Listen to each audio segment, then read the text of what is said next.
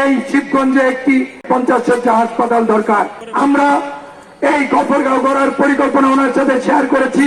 উনি বলেছেন এখানে গফরগাঁয়ে 200 শয্যা হাসপাতাল, পাগলায় আরেকটি 100 শয্যা বা 200 শয্যা হাসপাতাল উনি করে দিবেন। মা বোনেরা, পিতৃতুল্য মুরব্বিয়ান, ছাত্র ভাইরা, যুবক ভাইরা, আসসালামু আলাইকুম। আপনারা কেমন আছেন? আপনারা আজকে এই যশোরা আপনারা প্রমাণ করেছেন যশোরের মাটি ধানের শীষের ঘাটি। আপনারা প্রমাণ করেছেন যশোরের মাটি শহীদ জিয়ার ঘাটি। আপনারা প্রমাণ করেছেন যশোরের মাটি বেগম খালেদা জিয়ার ঘাটি। আপনারা প্রমাণ করেছেন যশোরের মাটি আমাদের আগামীর প্রধানমন্ত্রী তারেক রহমানের ঘাটি। আপনাদের একটাই আহ্বান, একটাই অনুরোধ, আপনারা আজকে থেকে এইখান থেকে প্রত্যেকটা ভাই, প্রত্যেকটা বোন, প্রতিটি বাবা, চাচারা আপনারা শপথ নিয়ে যান। কালকে সকাল থেকে বা আজকে এখান থেকে মিটিং শেষ করে আপনারা বাড়ি বাড়ি ঘরে ঘরে যাবেন, ধানের শীষের দাওয়াত দিবেন।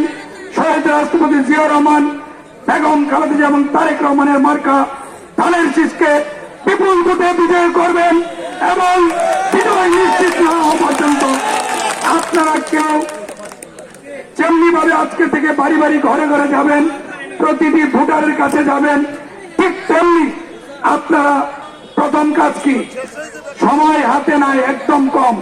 আপনারা কি মানুষের বাড়ি বাড়ি যাবেন, ঘরে ঘরে যাবেন, নাকি আরাম করবেন? আরামকে হারাম করে ভোটারের কাছে দল মত নির্বিশেষে প্রতিটি ভোটারের কাছে আপনারা যাবেন। কে কে যাবেন? হাত তুলেন। কে কে যাবেন? তো মেহনত করতে হবে ভাই। মেহনত ছাড়া কিন্তু, পরিশ্রম ছাড়া কিন্তু ফসল গড়ে উঠবে না।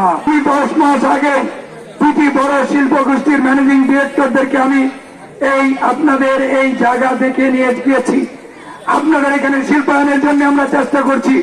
আমাদের নেতা তারেক রহমান বলেছেন বিএনপি ধানের শীষে ভোট দিলে, বিএনপি সরকার গঠন করলে 18 মাসে 1 কোটি বেকারের চাকরির ব্যবস্থা করবেন।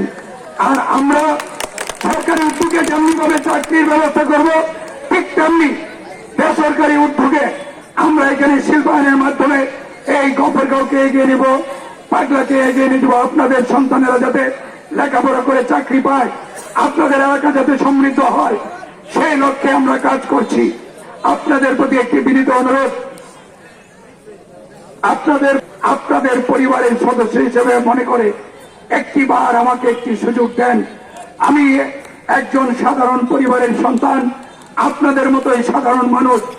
আমি আপনাদের কাছে বিনীত অনুরোধ, একটিবার আপনারা আমাকে একটি সুযোগ দেন।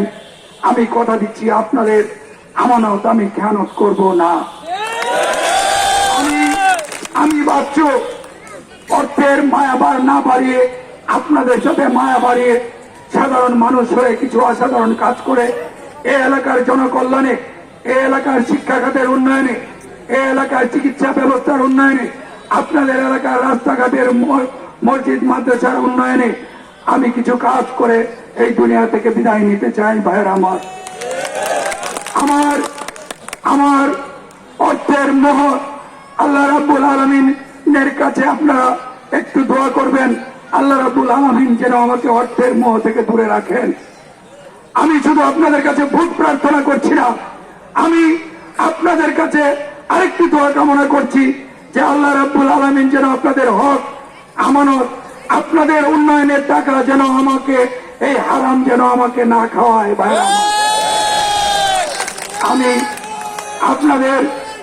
আমি এই গফরগাঁও একটি প্রায় 7 লক্ষ মানুষের বসবাস, মাত্র 50 শয্যার একটা হাসপাতাল। এই 50 শয্যার জোড়াতালির হাসপাতাল দিয়ে গফরগাঁওবাসীর কি চিকিৎসা সেবা হয়? আমি এই হাসপাতালটিকে আমরা 200 শয্যায় পরিণত করতে চাই। ভাইয়ের আমার, আপনাদের শিবগঞ্জ হাসপাতাল আছে, এটারও বাজে অবস্থা। আপনাদের খুদাবক্সপুর উপস্বাস্থ্য কেন্দ্র আছে, আপনাদের যশোরা রাউনায় বিভিন্ন উপস্বাস্থ্য কেন্দ্র আছে, ভেঙে চুরে পড়ছে।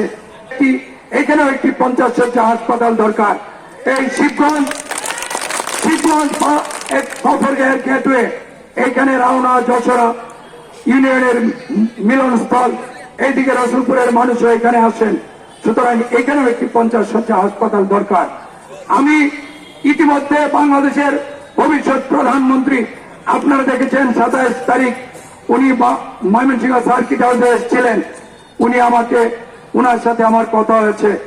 আমাদের যে গফরগাঁও করার, উনার যে দেশ করার মহাপরিকল্পনা, সেটার সাথে আমাদের গফরগাঁও করার যে পরিকল্পনা, সেটি একাকার হয়ে গেছে। আমরা এই গফরগাঁও করার পরিকল্পনা ওনার সাথে শেয়ার করেছি।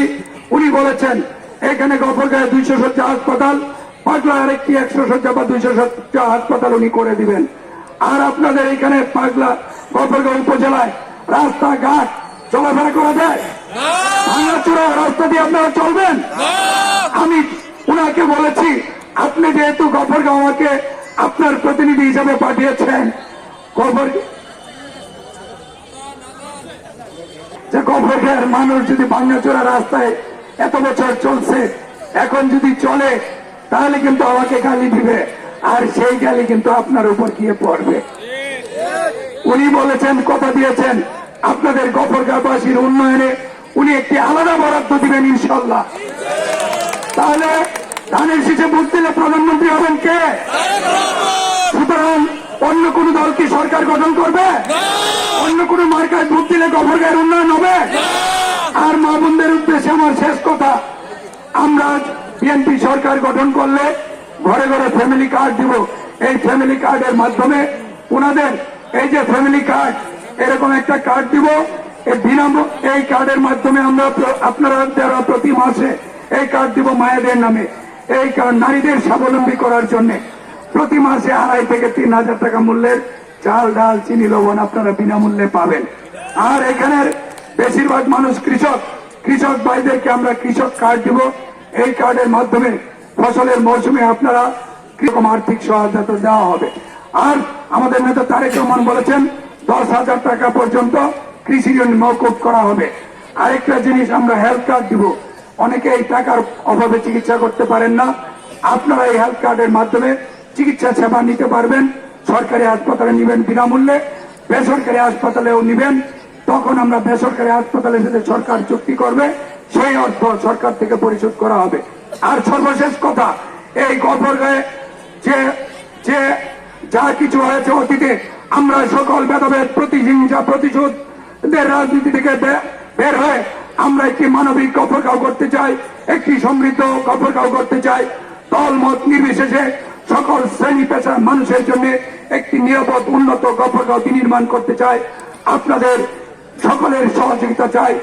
দল যে কোনো দলের, যে কোনো মতের, যে কোনো শ্রেণীর মানুষ যাতে সুখে শান্তিতে বসবাস করতে পারে, আমরা এমন একটি উন্নত গফরগাঁও করতে চাই। অগ্রযাত্রা প্রতিদিন নির্ভীক প্রত্যয়ে উজ্জীবিত।